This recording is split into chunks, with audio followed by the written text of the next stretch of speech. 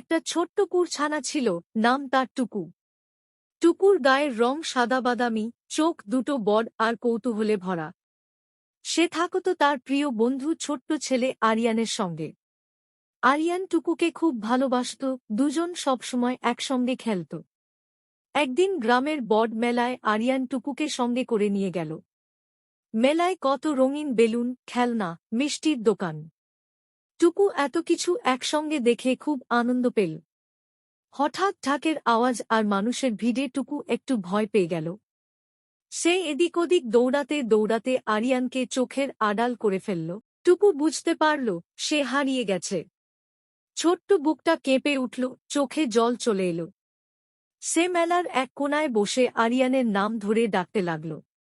অনেকক্ষণ পর এক দয়ালু কাকা টুকুর গলায় বাঁধা ছোট্ট নামের ট্যাগটা দেখলেন।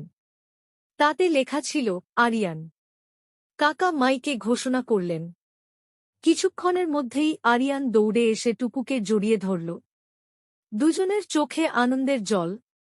সেদিন থেকে আরিয়ান বুঝল, ভিড়ে কখনো টুকুর হাত ছাড়া করা যাবে না, কারণ সত্যিকারের বন্ধন কখনো হারায় না।